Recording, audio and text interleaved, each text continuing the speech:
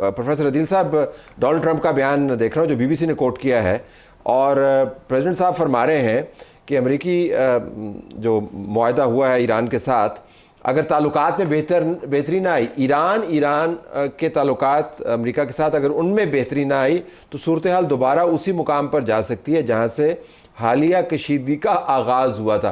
तो इसको कह रहे थे बाज़ तज्ज़ियानिगार 60 डेज़ कर्स, यानी 60 दिन का उन्होंने लगाया हुआ है इसके ऊपर कि जी हालात बेहतर हों, आप न्यूक्लियर मामलात के ऊपर भी मुआहिदा करें और फिर हम देखेंगे।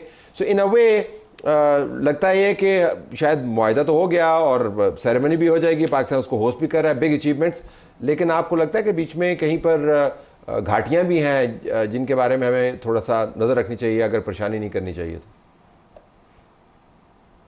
देखिए, मेरे ख्याल में ये जो जंग हुई इसकी सूरत में ईरान ने एक नई तरह की डिटरेंस इस्टेब्लिश की है। सब तक एक सुपर पावर के और इसराइल के अटैक्स को रेजिस्ट कर सकते हैं। इसके नतीजे में जो तब्दीलियां आई हैं वो सिर्फ अमेरिका और ईरान के दरमियान नहीं, बल्कि नेतन्याहू का जो प्लान था मिडल ईस्ट के लिए, वो पहली मर्तबा आप देखें इराक हुआ, उसके बाद लिबिया हुआ, सीरिया हुआ, इन सब के बाद पहली मर्तबा एक चेकमेट में नेतन्याहू आया। इसके बहुत बड़े कॉन्सिक्वेंसेस होंगे क्योंकि इसराइल का बहुत ज़्यादा इन्फ्लुएंस है इंटरनेशनली, अमेरिका के अंदर भी और यूरोप के अंदर भी। तो वो हद्दुल वसा कोशिश करेंगे कि कोई ना कोई दरार डाली जाए।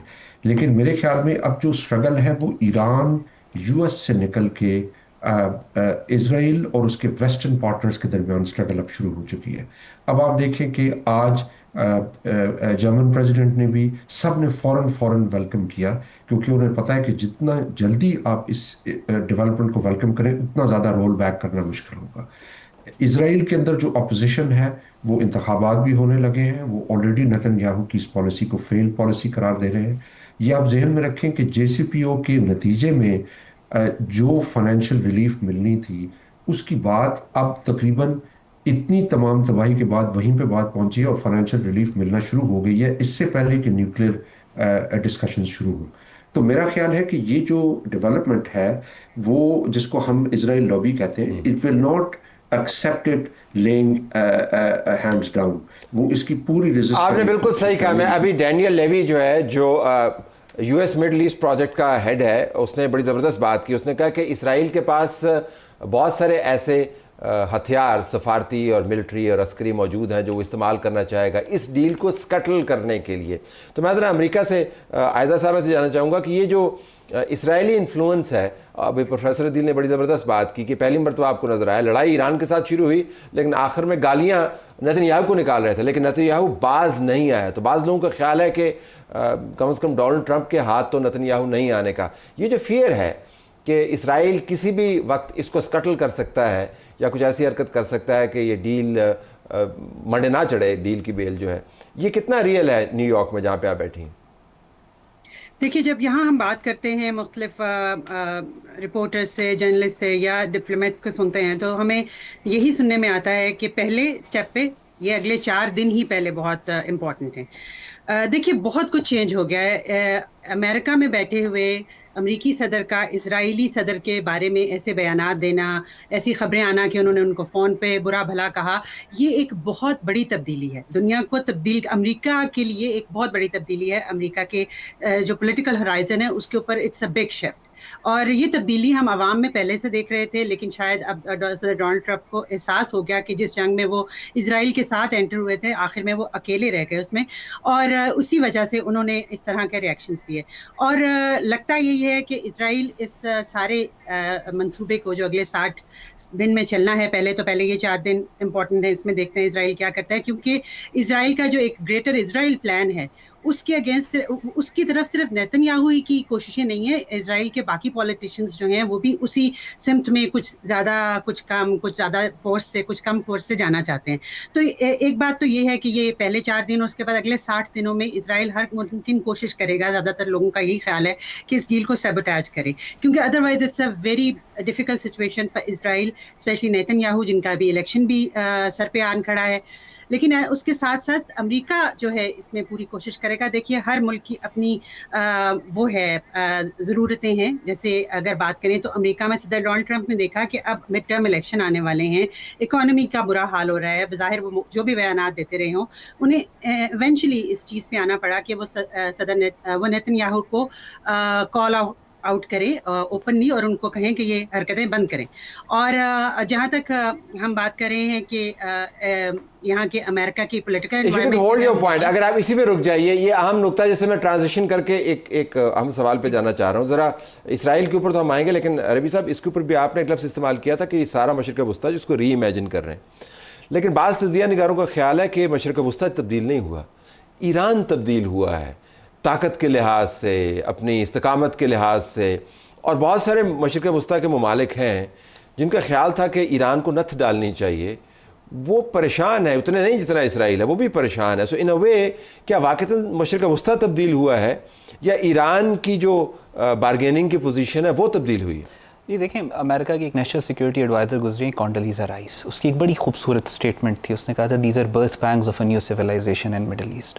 مڈل ایسٹ میں ایک نئی تہذیب. سو اس وقت دیکھیں جب اسرائیل نے قطر کے اوپر اٹیک کیا تھا تو اس کے بعد امریکہ کی جو سیکیورٹی گارنٹیز تھیں ان میں تبدیلی آ چکی تھی, مڈل ایسٹ کے اندر پرسیپشن میں تبدیلی آ چکی تھی. ابھی بھی جو ایران اور امریکہ کا جو ریلیشن شپ ہے جس طریقے سے بہتری کی طرف جا رہا ہے, ابھی جیسے ڈاکٹر صاحبہ نے بھی فرمایا $38 ٹریلین کا امریکہ پہ قرض ہے. ڈونلڈ ٹرمپ یہ کہہ کے آیا تھا کہ میں مڈل ایسٹ سے اپنے پیسے نکالوں گا, مڈل ایسٹ سے اپنا فٹ پرنٹ شرنک کروں گا. اور اگر یہ جو سارا چیز ہو رہی ہے ایران کے ساتھ, جو امریکہ کے معاملات اگر بہتری کی طرف چلے جاتے ہیں اور امریکہ اپنا فٹ پرنٹ شرنک کرتا ہے, تو وہاں پہ ایک سیکیورٹی ویکیوم پورے مڈل ایسٹ میں بنے گا.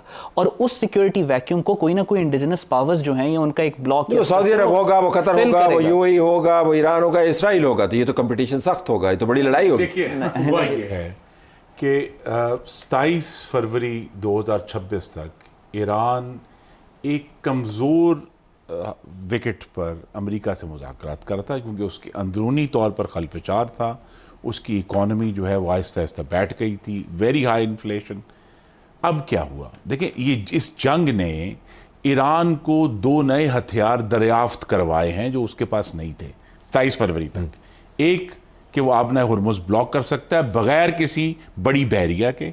دوسرا چند حملوں سے جو عرب ممالک میں اس کے جو ہمسائے ہیں ان کے ذریعے وہ پوری دنیا کی اکانومی کو مفلوج کر سکتے ہیں. یہ 27 فروری تک یہ بات ظاہر نہیں ہوئی تھی. اگر جب صرف اضافہ کر دوں بحث میں, بات کو آگے چلانے کے لیے, امریکہ کے اندر جتنی بھی وار گیمنگ ہوئی اس وقت اور اس سے پہلے کہ ایران پر ہم نے حملہ کیا تو کیا ہوگا, تو اس کے اندر جو دوسرے نمبر پر اہم ترین نقطہ تھا وہ کہتا ہے کہ انہوں نے آبنائے ہرمز کو بند کر دینا ہے. تو ڈونلڈ ٹرمپ پتہ نہیں تبدیلی کیا آئی, دیکھیں تبدیلی کیا آئی کہ امریکہ اپنی تمام عسکری طاقت آبنائے ہرمز کو کھولنے کے لیے استعمال کرنے کے لیے تیار نہیں ہوا. یہ حقیقت ہے, دس از دا ٹرو فیکٹ. سب کا یہ خیال تھا کہ آپ نے ہرمز کو کھلا رکھنے کے لیے جو اتنا کروشل وہ ہے, دی American navy will esteem in بہت بڑا تباہی مچا دیں گے, بالکل. لیکن ایسا نہیں ہوا, اور یہی چیز ہے جسے کہتے ہیں کہ امریکہ جو ہے دنیا سے آہستہ آہستہ ریسیڈ کر رہا ہے, ودرا کر رہا ہے, کہ اس نے یہ بات ایکچوئل ثابت ہو گئی جنگ میں کہ وہ, بلکہ میں نے شاید آپ کے پروگرام میں یا آپ کے ناظرین کو یاد بھی کرایا کہ ابھی جنگ کے عین درمیان انہوں نے اپنا ایک ایئر کرافٹ کیریئر وہاں سے نکالا. ٹھیک ہے, نکالنا پڑا ان کو. اس کا مطلب یہ ہے کہ یہاں جو تبدیلی آئی وہ یہ کہ ایران نے نئے ویپنز ڈسکور کیے.